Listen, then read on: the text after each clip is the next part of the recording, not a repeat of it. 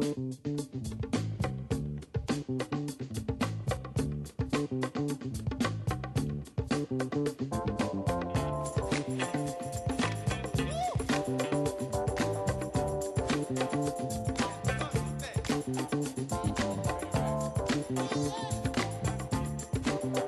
today by the head coach of the Allegheny softball program, Beth Curtiss. Coach, thank you for joining us today. Very well. Coming to Meadville, you're inheriting a solid squad with a recent stretch of success. Kind of take us through your initial impressions of the team throughout fall ball and the current practice sessions in the spring.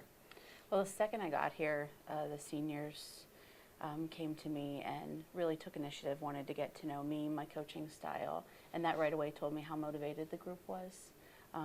Starting up with fall ball, we had a lot of enthusiasm.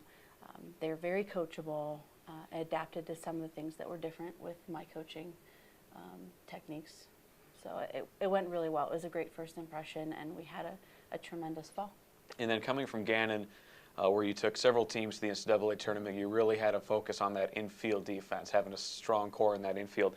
You come to Allegheny, Haley Hayden, Nicole Rohde, two of the Allegheny athletes that have definitely done a great job in that infield. Kind of take us through that infield and what Gator fans should expect. I think that they've all progressed defensively, adapted a little bit to my style. Rohde and Haley Hayden both are tremendous corners. They're moving, they're aggressive, becoming a little more aggressive, which is what I like to see.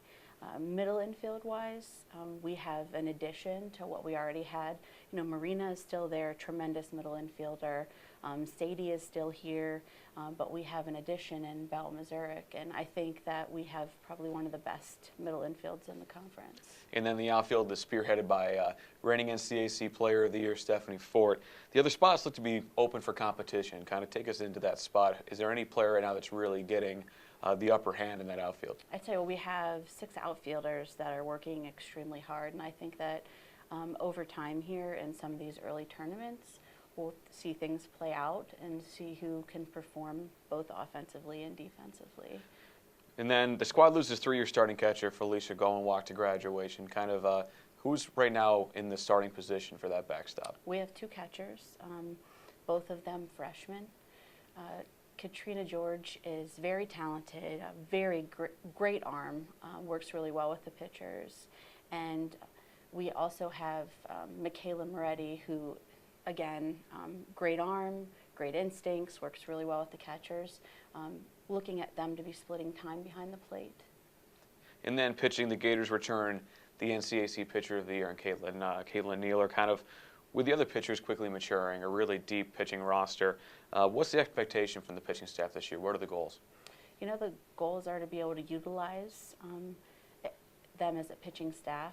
I think that Caitlin has come a long way over the course of the year. We're developing breaking pitches for her. She's very coachable and very enthusiastic, again, very motivated, just like everybody else.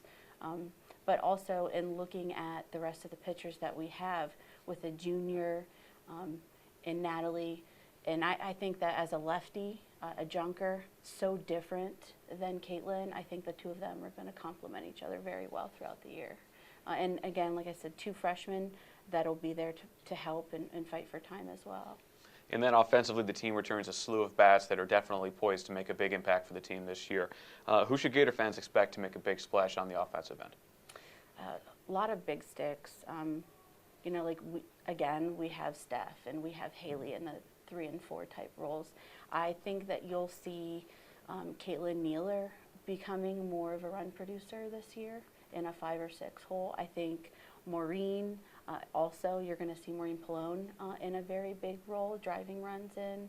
But we also have the ability to base steal and to use the short game. You know, Belle Mazurek and Marina are both extremely great runners. We have some speed on the bases. We'll be able to use all aspects of the offensive game. And then finally, Coach, the squad, they always say the old adage to be the best, you got to play the best. And the team's definitely playing a great deal of those teams along the way, starting this weekend at Virginia Beach. Kind of taking it all into perspective, overall, what are the expectations? What are the goals? What, at the end of the day, at the end of the season, what can constitute a successful season for 2013? You know, I think building on last year's success and taking it one step forward. They know what it's like to be in the tournament, to host the tournament, and now, we're setting our goals high. We want to give everything we got to try to finish on top at the end of the year so we can go past and on into the postseason. This first weekend for us in Virginia Beach is playing teams, in the top 15 in the country, and it's really a good gauge to see where we are right now and how far we have to get to. All right, well, Coach, thank you so much for joining us, and best of luck to you this weekend in Virginia Beach. Thank you very much. And Gator fans, Gators TV is proud to offer another exciting season of Allegheny softball, their first audio broadcast, slated to take place on April 6th at 1 p.m. for a doubleheader against Woodford. Be sure to download the spring broadcast schedule for all of our upcoming dates. And as always, be sure to keep it locked into AlleghenyGators.com for all of your up-to-date